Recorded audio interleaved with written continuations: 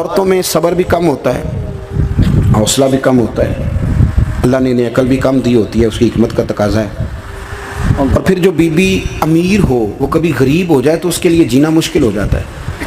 गरीब आदमी अमीर हो जाए तो गुजारा हो जाता है, और खुदा ना खास्ता अमीर अगर गरीब हो जाए मुश्किल होती है। सैयदा तैयबा ताहिरा हज़रत खतीजतुल कुबरा रदी अल्लाह ताला अन्हा मक्के की मलका थी। आप फरमाती हैं 20 नौकरानियाँ थी मेरे घर में।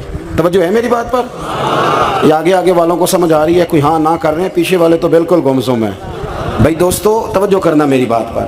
मक्के की मलका 20 औरतें काम करने वाली, फरमाती हैं कभी पानी का गिलास भी उठ के नहीं पिया था। अल्लाह। फिर उसी बीबी ने हुजूर की गुलामी इख्तियार की, फिर कलमा पढ़ा।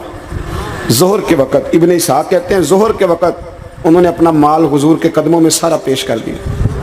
असर से पहले पहले मेरे नबी ने हर चीज़ अल्लाह के रास्ते में तकसीम कर दी। जिसकी 20 कनीज़ाएँ थीं, पढ़ो कंजुल उम्माल, ये हदीस इख्तलाफ रिवायात के साथ बुखारी में भी मौजूद है। हज़रत अबू हुरैरा रज़ी अल्लाह ताला अन्हु फरमाते हैं कि सैयदा तैयबा ताहिरा हज़रत खतीजतुल कुबरा के बारे में महबूब ने फरमाया कि खतीजा मेरे लिए खाना पका के बावर्ची खाने से निकली। खुद हज़रत खतीजा कपड़ों पे पाबंद लगे, खुद चूल्हा जलाया, खुद चूल्हा जलाया। और वो बीबी जिसके पास हर घंटे के बाद नया सूट तैयार पड़ा होता था, उसके कपड़ों को पाबंद लगे।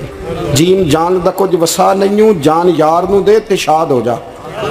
इससे दिल दे हैं फसाद सारे, दिल दिलबर नू दे ते आज़ाद हो जा। जो रखे आबाद ते रो वसदा, ते जदों करे बर्बाद बर्बाद हो जा। जदों करे बर्बाद, हाँ फिर बर्बाद भी हो। सिर्फ सुख लेने के लिए ना हो, वाला नबलुवन्नकुम बिशैइन मिनल खौफि वल जुइ व नक्सिम मिनल अम्वालि वल अनफुसि वस समरात। ये तो शहादत गाहे उल्फत में कदम रखना है। लोग आसान समझते हैं मुसलमान होना।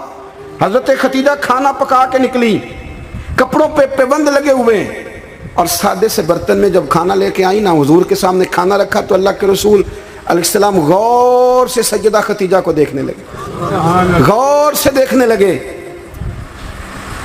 हुजूर क्या देख रहे हैं? तो महबूब फरमाने लगे खतीजा तेरे आने से पहले पहले जिब्रील अमीन आ गए।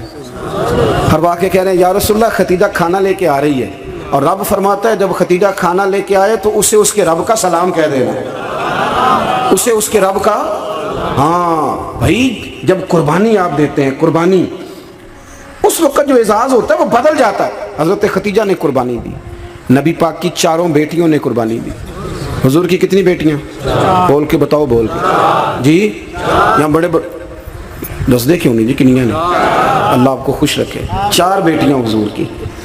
यहाँ बड़े बड़े लोग, अब ना लोग उम्रों का हिसाब करने लग गए। मुझे एक साहब कहने लगे जी, एक बंदा कह रहा है उम्र इतनी बनती है तो इतनी बनती है, तो 4 कैसे हो गई? मैंने कहा दीन काउंटिंग से नहीं होता, दीन अल्लाह रसूल के फरमान का नाम है। वो काउंट करने से दीन नहीं बनता भाई। खुद रसूल करीम ने फरमाया ये मेरी बेटियां। कब?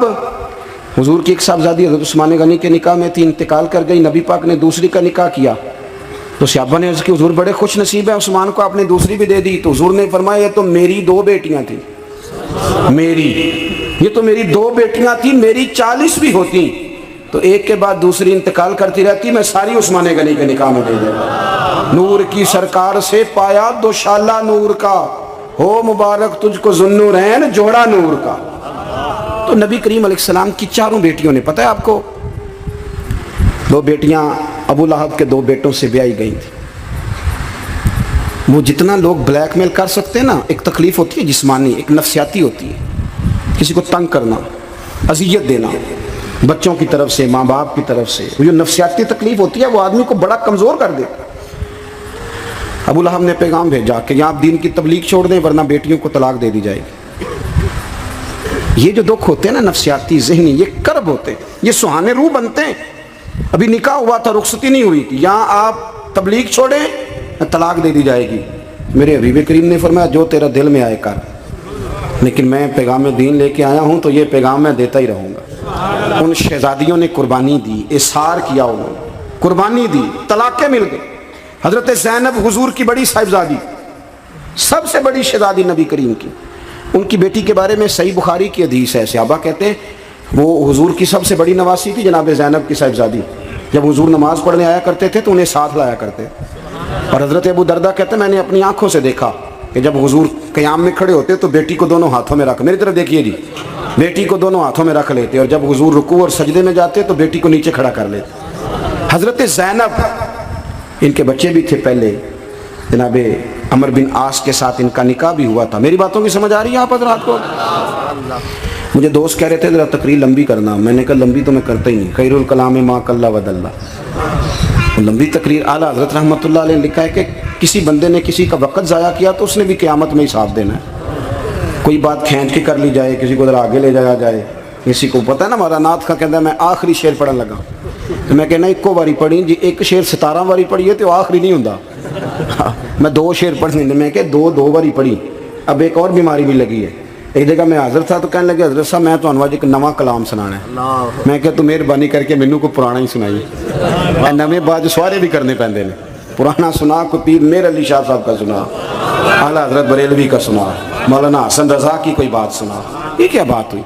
आमदाम बरसरे मतलब जनाब ज़ैनब घोड़े पे बैठी थी, हब्बार बिन अस्वद, हज़रत ज़ैनब के पेट में बच्चा था। हमारे यहाँ ना मक्खी मारी जाती है, हुजूर के सारे ख़ानदान ने कुर्बानी दी है, सारे ख़ानदान। तवज्जो रखना बात पर। जनाब ज़ैनब के जिस्म अतहर में औलाद थी, बच्चा था। हब्बार बिन अस्वद ने ना, वो बैठी थी घोड़े पे तो नेज़ा मारा, घोड़े पर या ऊँट पर, घोड़े को नेज़ा मारा, घोड़ा तेज़ दौड़ा, जनाब ज़ैनब घोड़े से गिर गई, उनके पेट में बच्चा था, ज़ाया हो गया। फिर वो काफ़ी देर अलील रही, उसी बीमारी से उनका विसाल हुआ, वो शहीद हुई। बड़ी तकलीफ़ हुई नबी करीम को, बड़ी तकलीफ़। फ़तेह मक्का के मौके पर ना हब्बार बिन अस्वद कलमा पढ़ने आया। सीरत इब्ने हशाम वाले कहते हैं जब वो आया तो उसने चेहरे पे कपड़ा रखा हुआ है। नबी करीम अलैहिस्सलाम की बारगाह में हाजिर हुआ तो हाजिर हो के ना अर्ज़ करने लगा, या रसूल अल्लाह सल्लल्लाहु अलैहि वसल्लम को बहुत बड़ा दुश्मन भी आया तो माफ़ कर देते हो। हुजूर खामोश हैं, गर्दन झुकी। फिर कहने लगा, बहुत बड़ा दुश्मन भी आया तो माफ़ कर देते हो। हुजूर खामोश हैं। तीसरी दफ़ा उसने चेहरे पे नकाब डाला था ना, हुजूर बड़ा दुश्मन भी आए कलमा पढ़े तो माफ़ी है। हुजूर ने चेहरा उठाया तो आंखों में आंसू थे। हुजूर फरमाने लगे, हब्बार ये चेहरे से कपड़ा हटा, बेटियां भूला नहीं करती, तू कलमा पढ़, मैं तुझे भी माफ़ करने को तैयार। बेटियां भूला नहीं करती, तू पढ़ कलमा। पूरे ख़ानदान ने कुर्बानी, पूरे। हज़रत सैयदा फ़ातिमा ज़हरा से किसी ने पूछा था, बीबी साहिबा दीन के लिए सबसे पहले आपको कब तकलीफ़ उठानी पड़ी? हज़रत फ़ातिमा फरमाती मैं छोटी सी थी जब मेरी अम्मा विसाल कर गई, और जब जनाब अबू तालब विसाल कर गए तो मुझे किसी ने पहले दिन जब मैंने ये तकलीफ़ देखी और सही किसी ने मुझे आके बताया कि फ़ातिमा नबी पाक अलैहिस्सलाम ना हरम काबा में सजदे में थे। ऊँट की ओजड़ी बड़ी वज़नी होती है, हुजूर सजदे में थे। अबू जहल ने 2 लोगों से कहा तो उन्होंने ऊँट की ओजड़ी ला के ना नबी पाक के सर पे रख दी। हुजूर अलैहिस्सलातु सलाम सारी कुव्वतों के मालिक हैं, लेकिन बज़ाहिर हुजूर सर उठाते हैं तो तकलीफ़ होती है। फ़ातिमा ना अबू बकर सिद्दीक मक्के में हैं, ना मौला अली मौजूद हैं, तो आप चलेंगी? बीबी साहिबा कहती है मैं उस उम्र में चेहरे पर नकाब डाल के निकली, उस उम्र में पहले दिन निकली। अम्मा चली गई, पहले दिन मैं निकली, और जब मैं हरम काबा में गई तो मैंने लोगों को अपने बाप पर माज़अल्लाह हंसते हुए देखा। कहती मैंने खींच के ओजड़ी हुजूर की उतारी, नबी करीम ने मेरा चेहरा देखा तो हुजूर रो पड़े। फ़ातिमा तू कैसे आई? हुजूर मुझे इत्तला मिली। सैयदा पाक कहती है मैंने हुजूर को उंगली थामी नबी पाक की, और मैं हुजूर को आब ज़मज़म के कुएं पे लाई। नबी करीम बैठ गए, मैंने पानी निकाला, हुजूर की जुल्फ़ों को धोया, और फिर मैंने कहा अल्लाह उन्हें बर्बाद कर दे जिन्होंने मेरे बाबा को तकलीफ़ दी है, उन्हें बर्बाद कर दे जिन्होंने तकलीफ़ दी है मेरे बाबा। हज़रत अबू हुरैरा फरमाया करते थे जिनके लिए सैयदा ने उस दिन दुआ की थी वो सारे बदर में मारे गए, सारे बदर में कत्ल हुए। एक शख्स ने तकलीफ सही साहब, एक शख्स। आपको पता है मुनाफिकों ने सैयदा आयशा सिद्दीक़ा पे इल्ज़ाम लगा दिया था, जाग रहे हो?